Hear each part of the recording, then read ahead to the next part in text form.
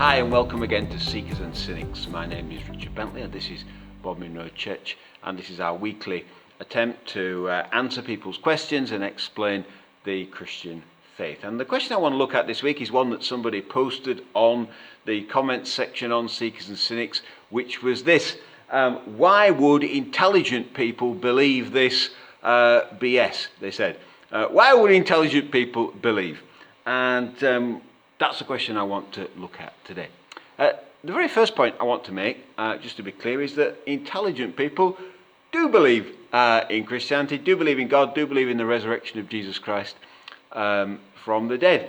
A great many examples I've pointed in previous talks to Francis Collins, the geneticist who headed up the Human Genome Project, a scientist of international repute. That's the biological side. On the physics side, recently passed away actually was John Polkinghorne, who was a particle physicist working at CERN, who then went into the Church of England as a priest. So today and throughout history, a great many very intelligent people have believed. Of course, it's also true that a great many intelligent people don't believe. And so the second point that I want to make is this: that maybe it's not about intelligence at all. Maybe there are some other factors coming into play. And in fact, that must be the case, mustn't it? Because if it was just a matter of pure reason and intelligence, then either all the smart people would be atheists, because that would be the clear proven case, or all the smart people would be believers. But the fact is there's a mixture, so there must be something else going on. And that leads to my next really important personal question that we've all got to ask, and I put it to you: why do we believe what we believe?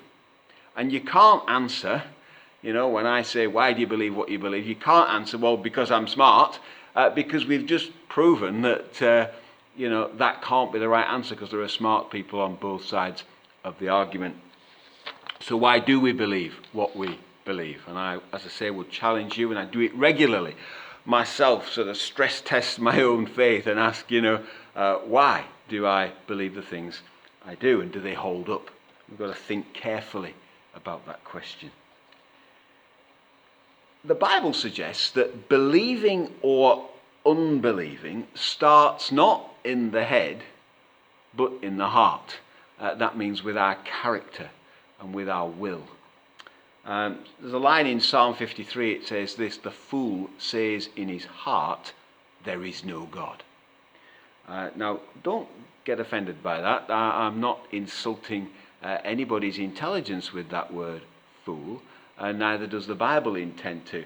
The fact is that the Hebrew word that we translate fool there doesn't mean an unintelligent person.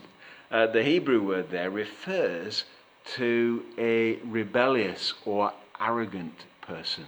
In other words, it's a word describing a person's character, not a person's intelligence. The fool says in his heart, there is no God. What we believe starts with our heart. And in broad terms, it's our heart, it's our character that has the primary effect on what we believe. And the head, I think, generally gets involved secondarily as it runs off to find some supporting arguments for what we've already decided that we believe. So if we've decided in our hearts that we're an atheist, then off goes our head to look for some supporting evidence. And of course the same is true the other way. If we've decided in our hearts that we believe in God, then we'll generally go off and look for evidence that supports that view, of course. And what that does is it leaves all of us the easy victim of something called confirmation bias. So confirmation bias is where we're selective about the information and the evidence that we hold on to, and we select it according to whether it confirms the view that we already have chosen to hold. So one guy told me recently that he was an atheist, that he didn't believe in the afterlife, in heaven or hell. And he said that his dad had officially at one point been dead for 15 minutes and had then been medically revived. And he said to me that his dad had seen no pearly gates, no bright lights, no angels, QED.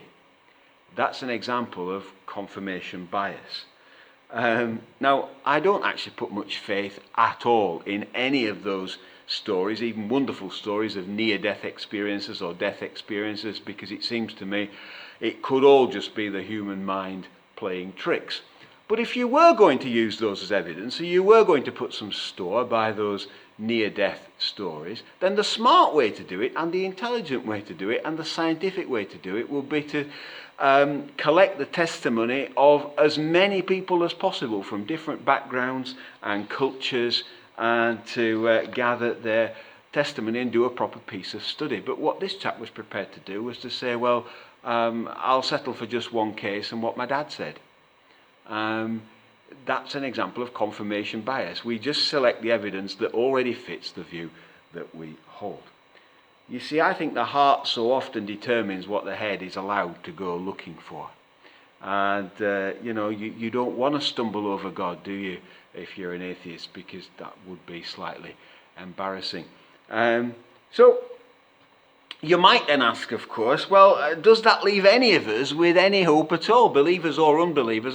If we're all just a victim of confirmation bias, where does that leave us? And of course, there's a big pile of other psychological biases too that I've not mentioned.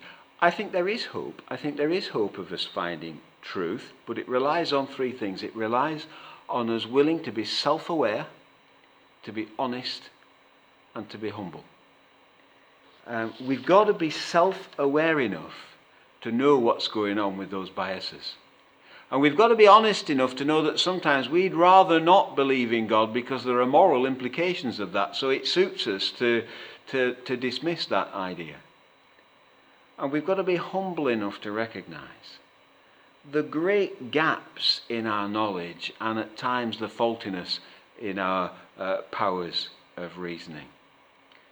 There's something called the Dunning-Kruger effect, and that the Dunning-Kruger chart plots confidence in what we believe up the side against wisdom along the bottom. And with a little wisdom and knowledge, confidence shoots up. We feel smart, we know the truth, we've arrived. And that peak on the Dunning-Kruger chart is called Mount Stupid. With a little bit more wisdom and knowledge, we begin to become aware of what we don't know. And our confidence, our arrogance starts to fall. We realize there are things we don't know, and worse than that, there are things that we don't know that we don't know. And that point on the Dunning-Kruger chart, Google it, it's really interesting, it's called the Valley of Despair. And true progress can only be made from there, when we've actually had the humility to recognize that our 3 pounds of grey matter is not really the most wonderful tool when it comes to grappling with the mysteries of the entire universe. We're limited beings. We're limited beings. And if we don't recognize that, then we're going to end up stuck on Mount Stupid, where we're very confident about everything, but we've not really had the self-awareness to see what's going on. The Bible says that humility is the beginning of wisdom. The Bible says the fear of the Lord is the beginning of wisdom. It means humility. The fact is that intelligence is good. It's a good tool, but if it makes us proud, then it's actually going to have a very negative effect when it comes to finding truth. Faith in God ultimately requires God to reveal himself to our hearts.